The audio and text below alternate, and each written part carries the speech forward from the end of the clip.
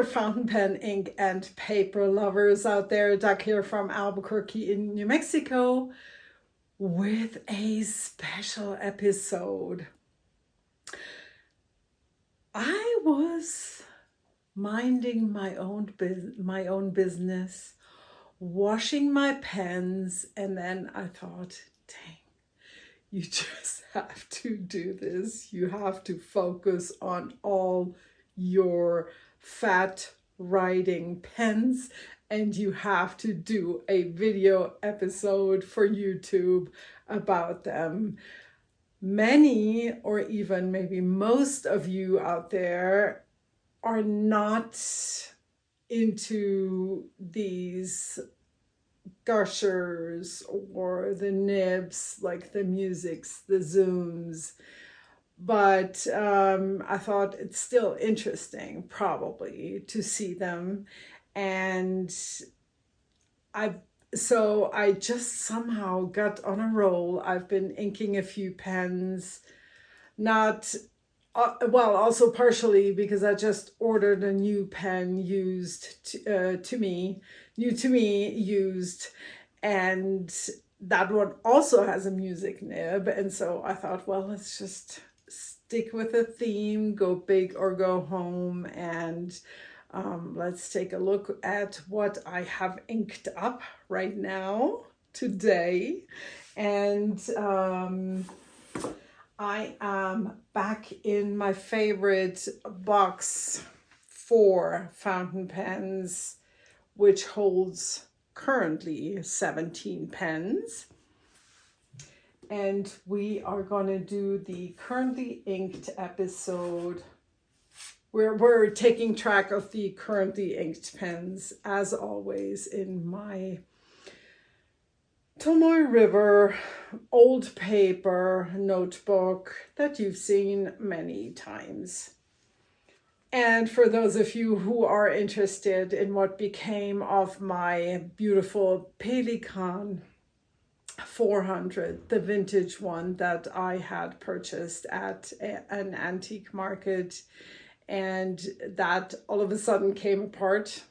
I was trying to reassemble the pen. I have given it a lot of attention, but I have decided that at this point I will not continue, because maybe somebody who has more experience than me is going to be able to fix it. And so the pen will go to my friend Joel in Alamogordo, New Mexico. Joel, also fondly known as the Pelikan Man. I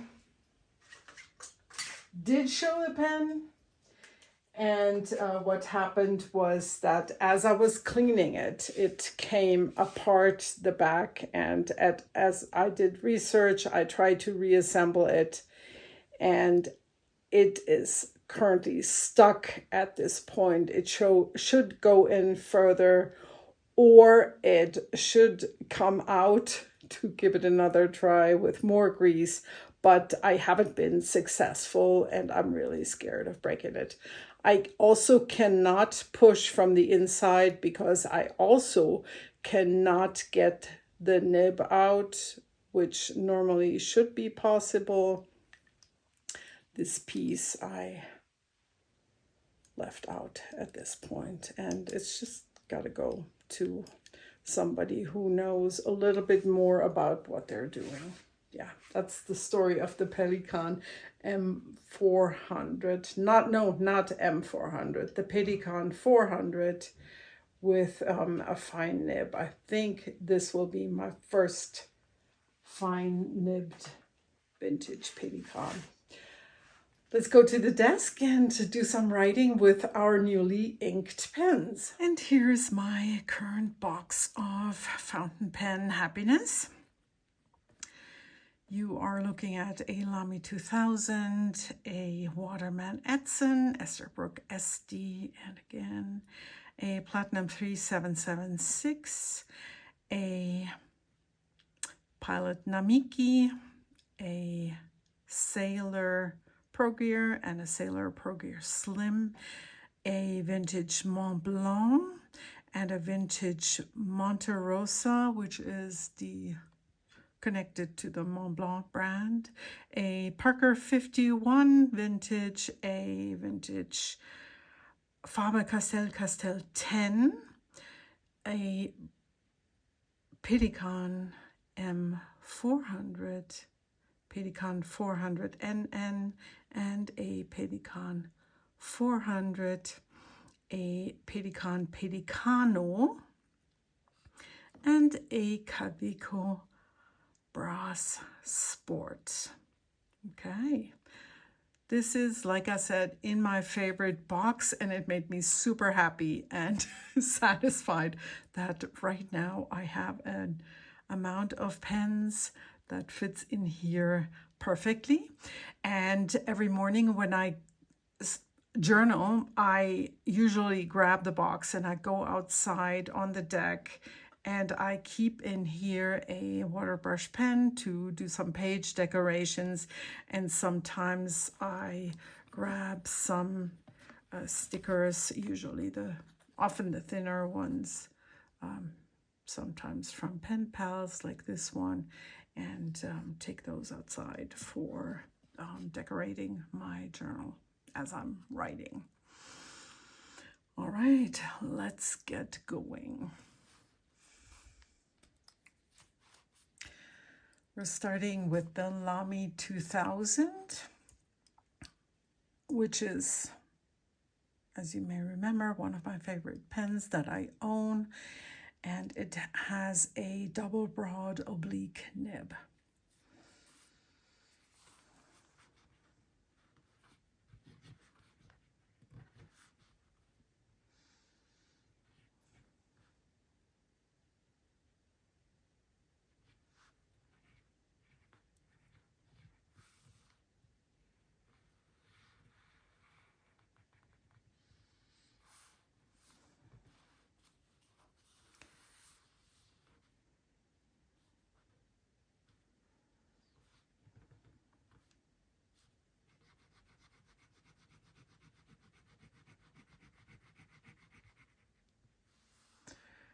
I have re-inked this after Bumbling Blossom by Ferris Wheel Press with Schneider Lilac.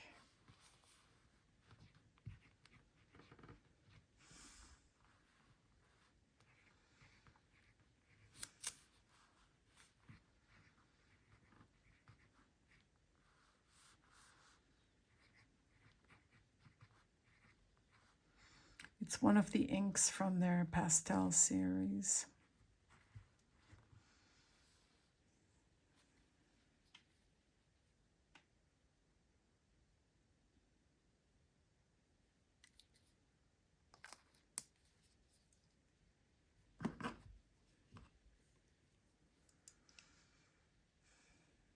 Waterman Edson with an L nib. This has a cartridge converter, while the Lamy is a piston filler, but this one, I gotta tell you, I go through one fill so fast, even though it's a totally normal converter, but this pen lays down so much ink.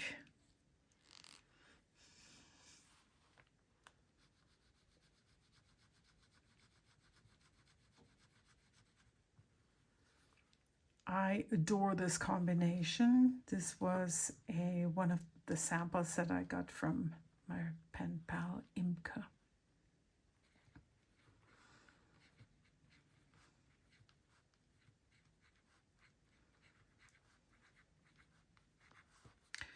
This ink is the nib is classified as L. It's really huge. Faber-Castell, actually Graf von Faber-Castell. Let's write a little bit more, right? This is a shimmer ink, and it is called Cognac Brown.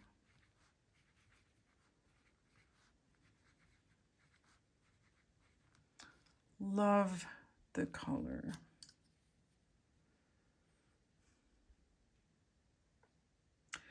This pen usually gives me inky fingers. Of course, that's not from this pen, but it's still a favorite.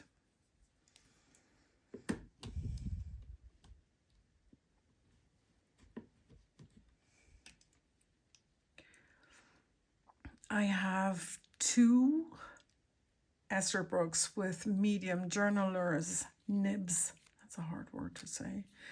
And this one was my first broad nib, and I like it more than the others. It is the Esterbrook SD King of the Night. Gorgeous. Even though I'm not really a red person, there's always the exception.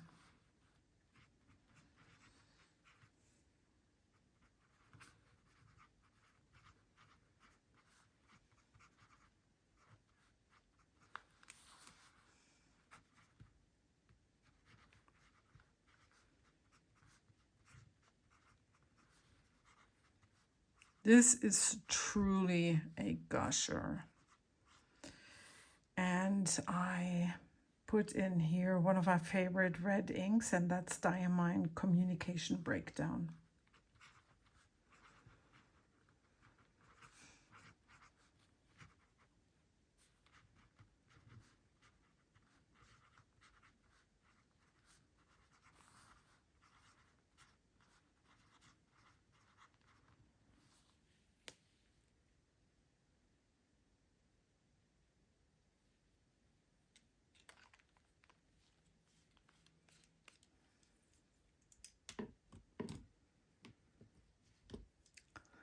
This does not belong in the Go Big or Go Home section because it has a medium nib, but I never unink my pens, so I'm just going through them until they're written dry.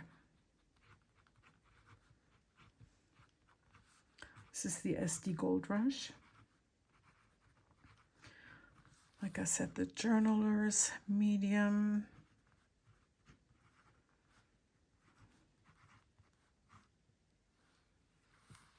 And the ink is also from my friend Imke Graf von Faber-Castell. Turquoise.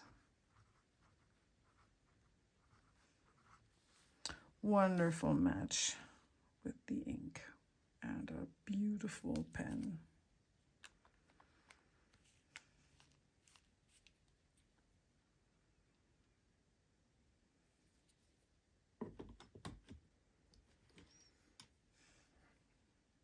Platinum 3776, Chartres Blue, maybe Chartres Bleu. And this is a music nib.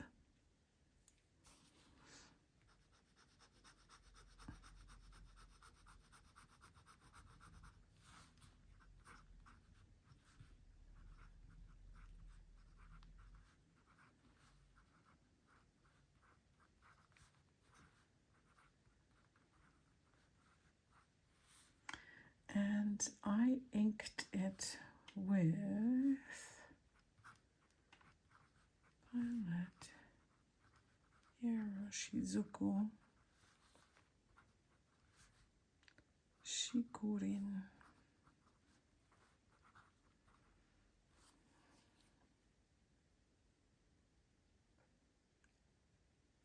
Love this pen. Can't wait to use it with this ink.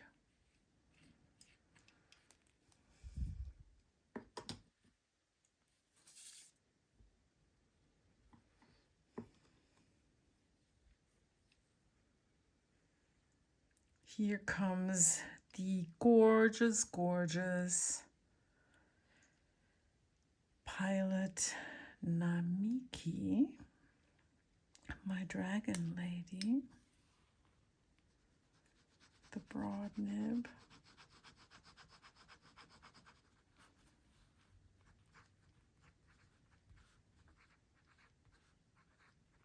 I call it my Dragon Lady.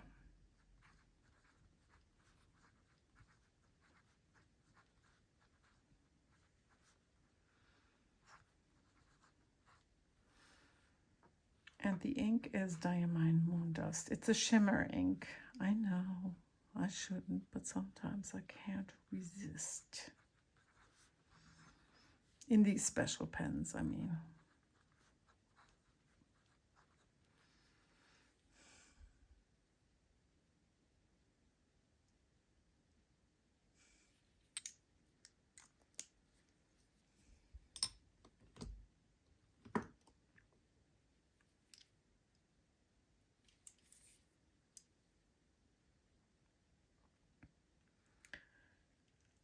Here is the Sailor Pro Gear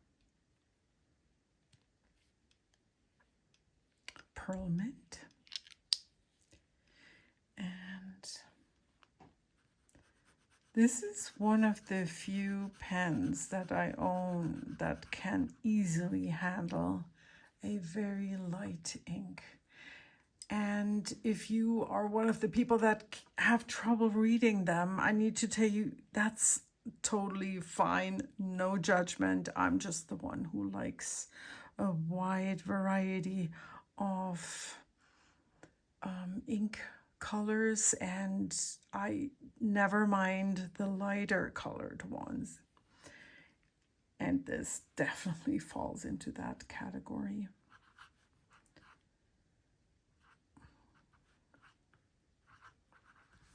Sailor Pro Gear, Pearl Mint,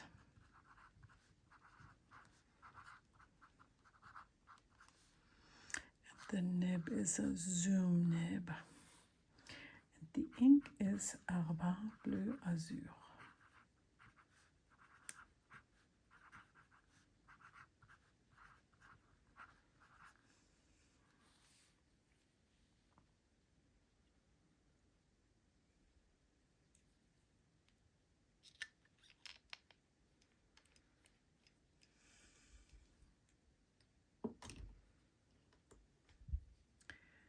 And here is the pen that I just purchased, used from Kirk of Pen Realm in Colorado.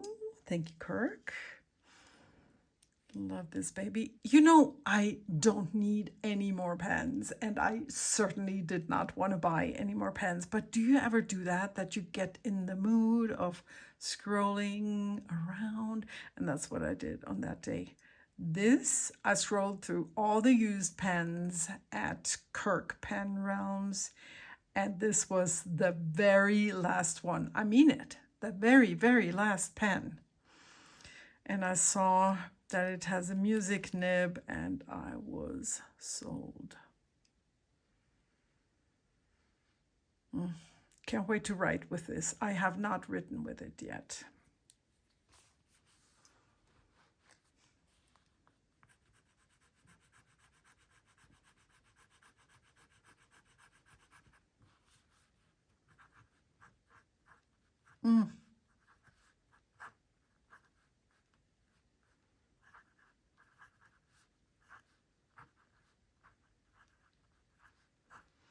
And the ink is Sailor Virginia. And the pen, by the way, is from the, I think it's called the Fire Collection.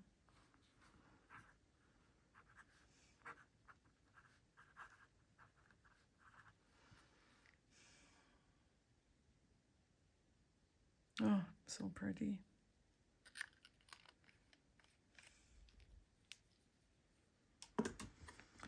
And here comes a Mont Blanc. What is the number? Mont Blanc 12 vintage piston filler. And this clearly must also be a double broad oblique nib.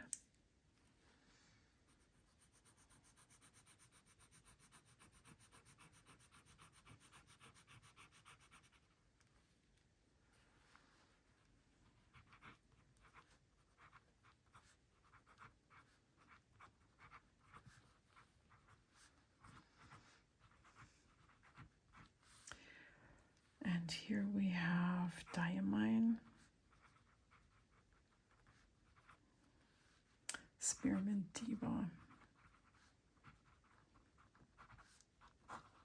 Yet another exception from the rule. What should be a rule, not to put a shimmer ink into a vintage pen. But I had recently seen this ink in another podcast, and I thought, well, I haven't used it in ages. This is so gorgeous. And I thought this pen is going to make it shine.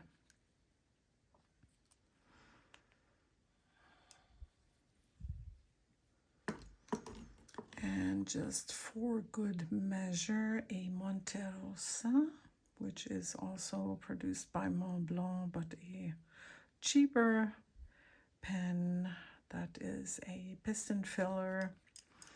And this one is one of my fine writers that, I know where I have inky fingers.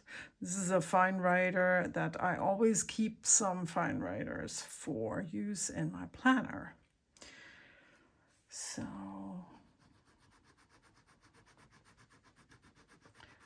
what I filled in here is the content of a Lamy orange cartridge that I've had for ages.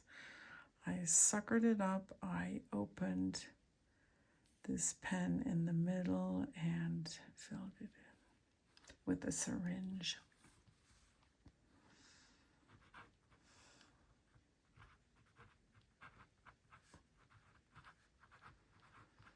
Not even sure if it's a fine writing pen, but let's just call it an M. And it's Lamy orange from a cartridge.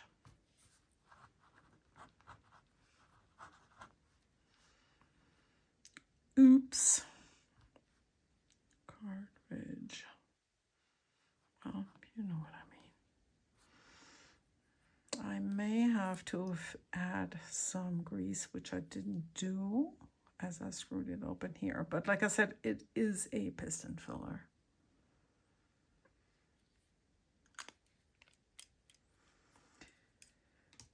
And here comes the vintage Parker 51 that you've seen last time. I believe it has a broad nib, and I believe that the ink in it is contaminated. Sorry. These are the hardest pens to clean because of this, I don't even know what is it is, squeeze converter. I don't know, it's built in. So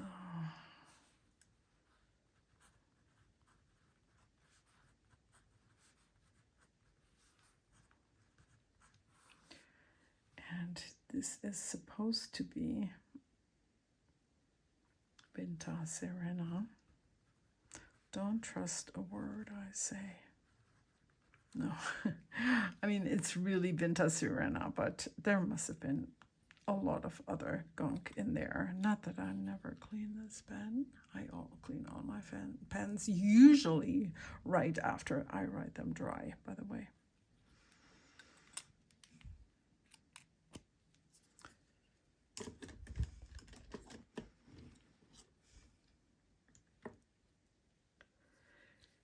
And I have refilled my heavily abused due to hard love Faber-Castell 10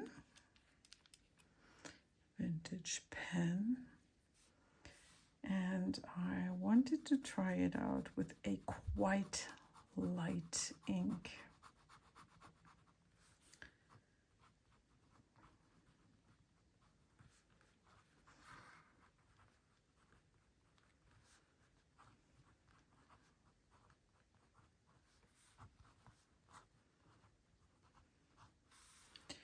And this is Palette Iroshizuku.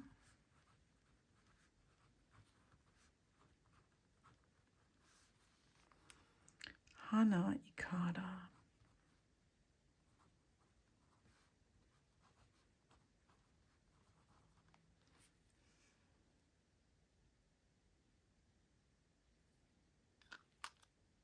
Oh, this has a built-in cartridge converter that only fits this pen. But it can be removed.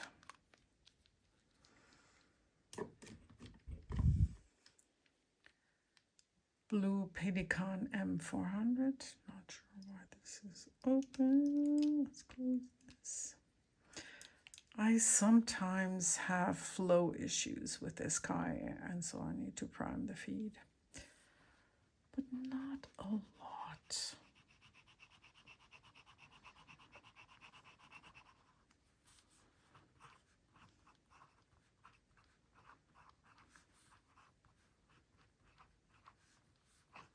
This is a double broad nib, and the ink is Sailor. And I just finished that bottle. 162.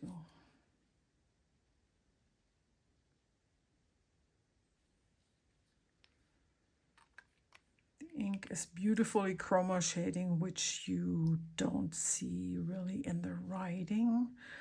More when you do some painting, you know, with a water brush.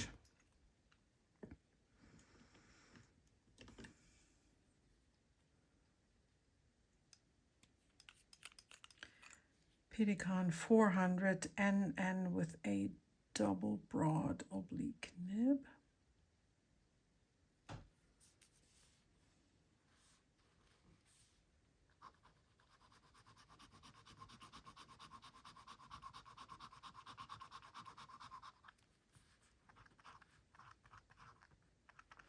Noisy little guy.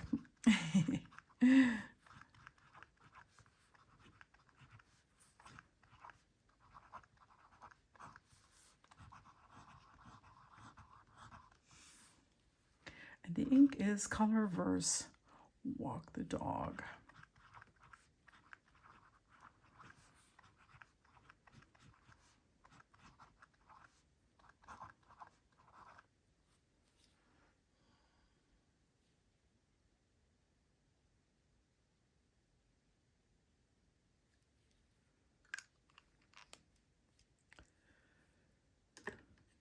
And here comes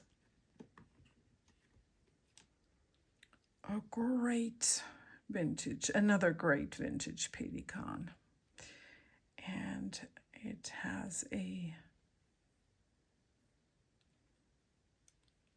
broad oblique nib. Super good writer.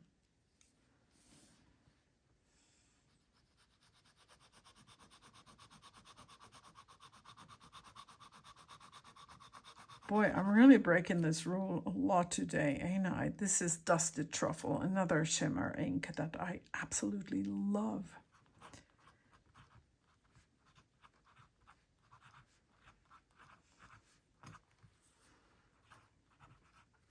On this one, by the way, you can see the nib size up here.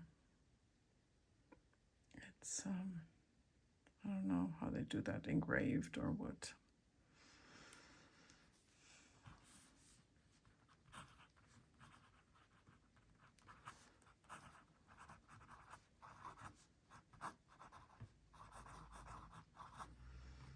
Yeah, beauty. She's a beauty.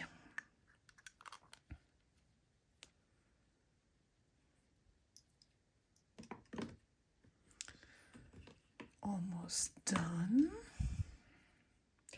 And this pen you've seen, I have purchased it at an antique market in Germany, and it was engraved here, and it says Pelicano, which confused me because I thought, oh, what's up with this? Maybe it's the wrong cap. And then when I finally did my research, because I was so confused, because this is the shape, the nib shape, this kind of like a V shape is, I knew that only from Pelikan Sylvexas, But then it did have the grip section of those school pens, the Pelicanos. And I found out that this was made between 1965 and 67 or 68, and it is indeed a Pelicano. Why the cap does not close 100%, I am not sure, but it's also a fine writer that I keep inked, like I said, for my planner. So not a lot of fine writing pens currently inked. I have not yet messed with this nib, which is, as you can hear, still slightly scratchy. And I'm sure that can be fixed.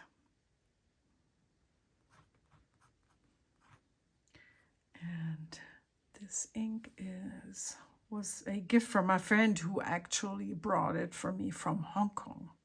Very cool. It is Pierre Cardin.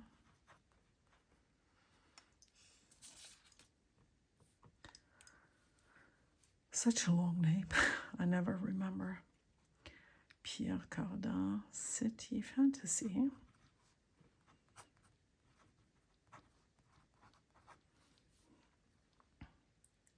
Tchaikovsky, Swan Lake Green.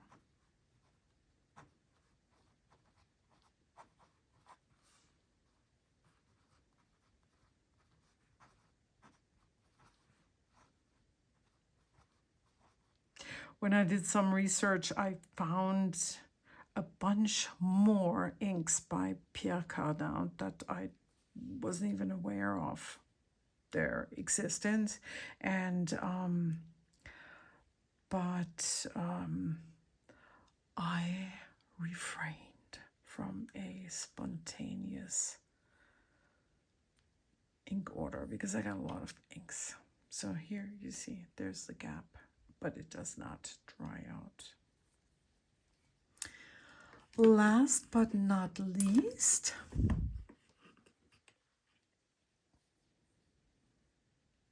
this beautiful Kaweco Brass Sport. That was a gift from a friend. Thank you again. Always love thinking of you when I use it. And I inked this up because we're having a trip coming up soon. And this is always one of the pens that I bring along with some other rugged pens. And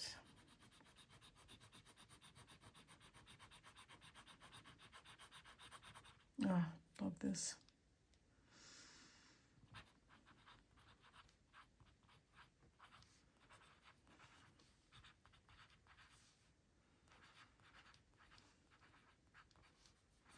This has a double broad nib,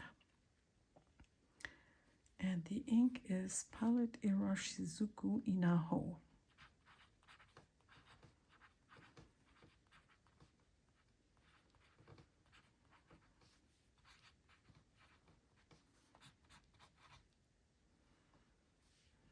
I was lucky to snatch a bottle of this ink, and I just love putting it into this pen. Okay. I have an ink swatching video coming up soon, and I also have a chat about travel journals coming up soon. I did want to show you this, which I also always have in my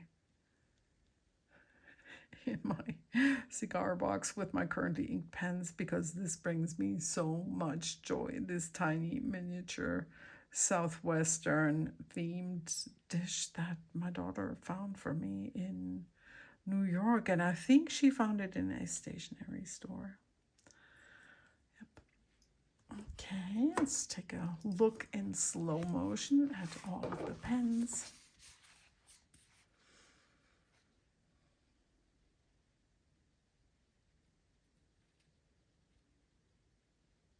I do hope you can read my writing.